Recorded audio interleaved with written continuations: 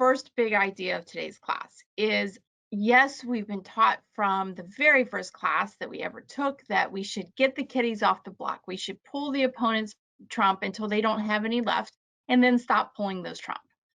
What I want you to start looking at your trump suit as is a transportation suit, a way to go from declarer's hand to dummy and dummy's hand to declarer's hand.